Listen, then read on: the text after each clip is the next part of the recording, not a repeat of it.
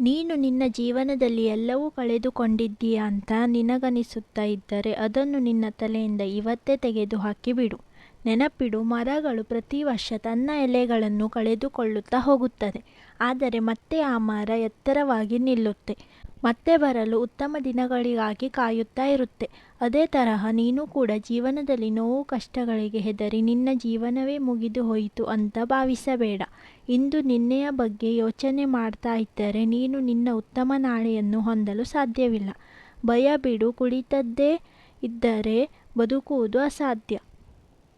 ಸೋಲು ಗೆಲುವು ಮೊದಲು ಪ್ರಯತ್ನವಾದರೂ ಪಡು.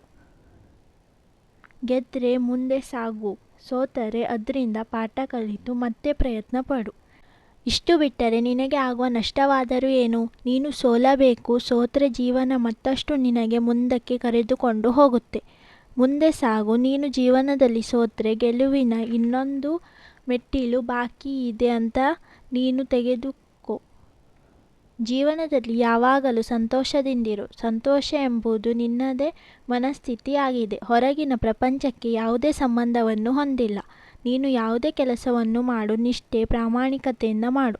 ಆದ್ದರಿಂದ ಯಾವುದೇ ಪ್ರತಿಫಲವನ್ನು ನಿರೀಕ್ಷಿಸಬೇಡ.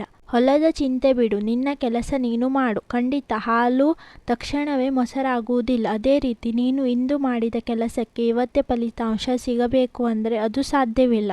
ಅದಕ್ಕೆ ನಿನ್ನದೇ ಆದ ಸತತ ಪರಿಶ್ರಮ ಬೇಕು.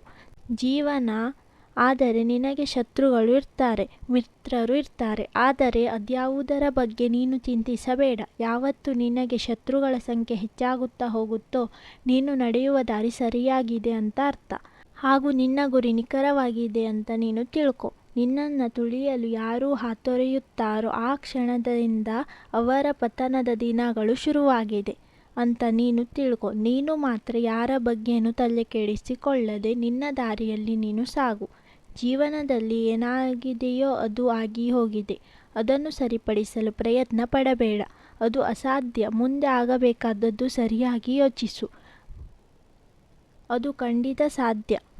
ಗುಡಿಯಲ್ಲಿ ನಿನಗೆ ಕೊಡುವ ಪ್ರಸಾದದಲ್ಲಿ ಸ್ವಲ್ಪ ಸಕ್ಕರೆ ಹೆಚ್ಚು ಕಡಿಮೆಯಾದರೂ ಅದು ಪರವಾಗಿಲ್ಲ. ಅದನ್ನು ಬಿಸಾಕದೆ ಒಂದು ಕ್ಷಣ ಯೋಚನೆ ಮಾಡದೆ ತಿಂತೀಯ. ಅದೇ ರೀತಿ ದೇವರು ಕೊಟ್ಟಿರುವ ಈ ಜೀವನದಲ್ಲಿ ಏನೋ 2 ದಿನ ಚೆನ್ನಾಗಿಲ್ಲ ಅಂತ ಇಡೀ ಜೀವನವನ್ನೇ ದೂಷಿಸುವುದು ಯಾವ ನ್ಯಾಯ? ನಿನಗೆ ಕಷ್ಟಗಳು ಬಂದಿರೋದು ನಿನಗೆ ಅನ್ಯಾಯ ಮಾಡೋದಕ್ಕಲ್ಲ, ಸರಿಯಾದ ಜೀವನದಲ್ಲಿ ಸರಿಯಾದ ಮಾರ್ಗದಲ್ಲಿ ನೀನು ಹೇಗೆ ನಡೆಯಬೇಕು ಅಂತ ತೋರಿಸಿ ಕೊಡುವುದಕ್ಕೆ. ನ್ಯಾಯವಾದ ಮಾರ್ಗದಲ್ಲಿ ನೀನು ನಿನ್ನ ಗುರಿಯನ್ನು ಸಾಧಿಸು.